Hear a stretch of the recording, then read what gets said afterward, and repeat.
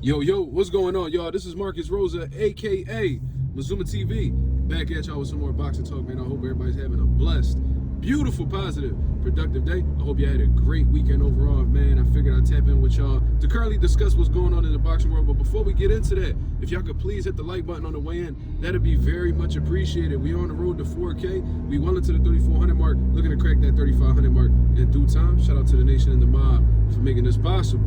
All right, y'all, I wanted to speak about Sebastian Fundora and exactly what may be next for him and the trials and tribulations that a lot of these top 54-pounders may have in attempting to solidify a fight with Sebastian Fundora. Last night, he just beat the dog shit out of a 37-year-old Keith Thurman, you know what I mean, a career-long welterweight, went up in weight to take the chance to go up against the 6'5", 6'6", super welterweight champion of the world. From the very beginning, Sebastian Fundora dominated, man. He kept that range on Keith Thurman, stood, active with his jab. You know, every time Keith Thurman attempted to close the gap, he ran into counters, whether it was like short left hands, uppercuts, looping hooks, whatever the case was. Sebastian Fundora just had a shit ton of success. He had a hell of a game plan, and you could tell that he was well prepared. And come to find out, Sebastian Fundora had been training since August of last year for the fight. So that lets me know he put in around 7 months of preparation for this one moment, and it definitely paid off, man. While Keith Thurman was on the couch, according to him, he was on the couch, he had blown up in weight and had to get on a diet just to get his weight off. Sebastian Fundora was working, even with the injury that he had sustained prior to, the fight being canceled, the first time around. So anyways, man, Sebastian Fundora dominates. He stops Keith Thurman in the 6th round. And of course, as boxing fans, we want to know what's next.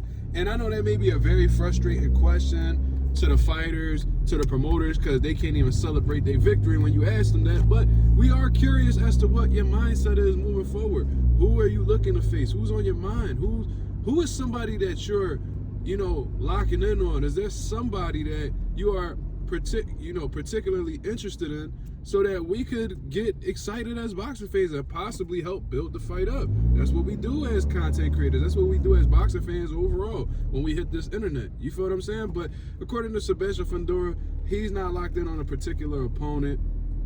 You know what I mean? He feels like he's the best in the division. He feels like he's the uno, so he feels like they have to come see him. Now, this is why when I was making when I was discussing my thoughts on the Keith Thurman and Fundora fight, I said we was going to be fucked over regardless. And the reason why I said that was because, for one, Sebastian Fundora has notoriously ducked fighters in the past. Terrence Crawford, Xander Zayas, the list goes on and on, right? But those are the two most infamous examples. And from there, I knew that Sebastian Fundora isn't really hell-bent on giving us the fights that we want. He wants to do whatever he feels like his team wants him to do, or what he feels like is in his best interest, right? Then I knew, and then I also mentioned that if Keith Thurman were to win, which he didn't, but let's say hypothetically he did. Let's say hypothetically that, he destroyed Fundora, whatever the case is. He wasn't going to face any of the guys that we requested either. You want to know how I know? His history. At 147 pounds, did he give us some good fights? Yeah, Sean Porter, Danny Garcia, those was good fights. But when we was demanding that he fight Terrence Crawford, he flexed on Terrence Crawford.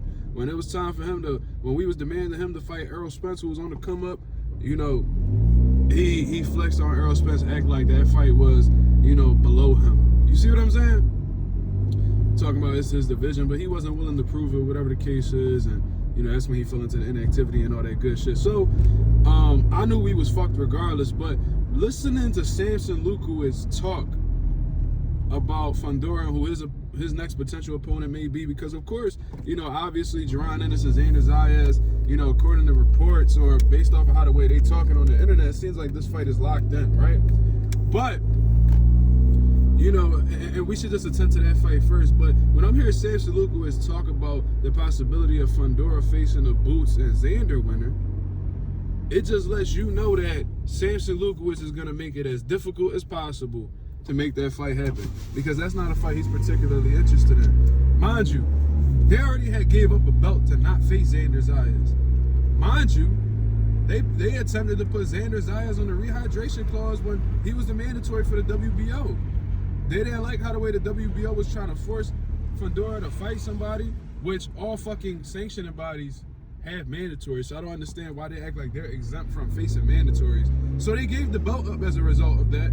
The WBC was the only ones that didn't force Fundora's hand. You know what I mean? That's just the Mexican people looking out for their people. You know, that's just what it is at the end of the day. We ain't got to sugarcoat it. And ever since then, Fundora said he only rocking with the WBC because they're the only sanctioning body that's going to allow him to do whatever the fuck he wants. He said that himself. Read between the lines. This man said that if these sanctioning bodies aren't willing to work with him, that he's not going to work with them. Meaning, if you don't allow me to do what I want, or if you're not going to let me to, if you're not going to have me select whatever opponents I wish to face, then I'm okay. I don't want to deal with the Bucks. Now he's saying that he will fight these guys and then automatically vacate the title. This is fucking ridiculous, bro. How can you support this as a boxing fan? We want Undisputed, but this motherfucker's making it clear that he's only interested in the WBC because they're the only one who enables his duck behavior. So, Xander Zayas follows up during the press conference and says that basically it has to be on PBC. They're loyal to PBC, so if they want to fight with Fundora, it has to be, you know, a premier boxing champions. So he's already throwing like a whole, he's making this a whole big deal, man. That's why I'm so glad Top Rank signed with DAZN. You know what I mean? I'm so glad they signed with DAZN because it prevents a whole lot of issues. This network should be a lot of the some of the reason, and have been deal breakers in the past as to why the fights that we want weren't able to happen. You know what I'm saying? Like, these networks aren't willing to collab unless it's very profitable. For example, Manny Pacquiao, Floyd Mayweather. You know what I'm saying? Shit like that.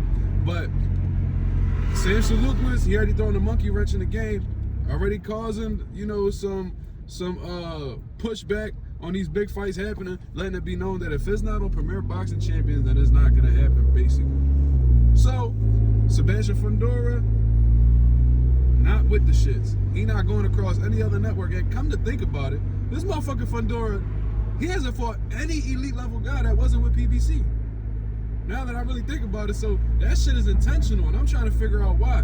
Because it's a fucking protection program that they got Sebastian Fundora on. Simple and plain. Ain't nobody can convince me otherwise. It is what it is. I know there's a lot of recency bias out here right now. Man, that dude Fundora, man. That dude Fundora, man. I don't know if Boots could beat Fundora, man. He's 6'6", man. He Kobe hype. Man, he Kobe hype, man. Look at him, man. I get it. But everything in their energy just lets me know that they scary.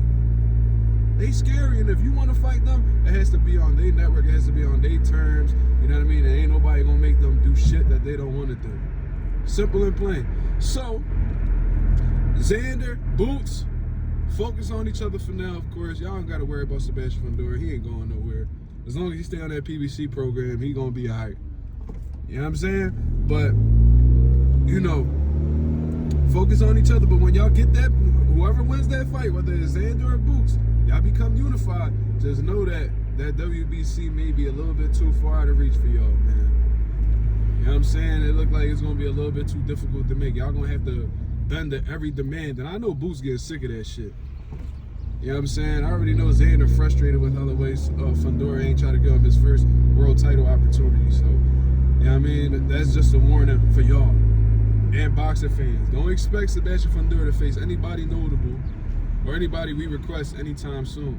And, you know, Virgil Ortiz and them, you know, they like the, you know, Oscar De La Hoya, if he's still going to be with Oscar De La Hoya, they like shit on their terms too. So they going to continue to clash. You know what I mean? Virgil got the WBC interim, you know, Fundora got the WBC full status title. They going to attempt to negotiate, and Virgil and his team going to demand certain things. Fundora ain't going to bend. That shit is not going to happen, bro. It's not. And I don't even think the WBC got the balls to mandate Fundora to fight anybody. He's so comfortable. He's so relaxed over there, just reassured that the WBC ain't going to make him do shit that he don't want to do. So that's just where we at this situation, man. Y'all let me know what y'all think about this. Sebastian Fundora is Sebastian Fundora's promoter, shutting down the possibility of any Fundora fighting any fighter that's not involved with the PBC. You want to fight Fundora, you got to be down with the PBC, man. What y'all think about this? Y'all let me know in the comments below. This is Marcus Rosa, aka Mazuma TV. Hope y'all have a blessed, beautiful one. My body, man. Peace.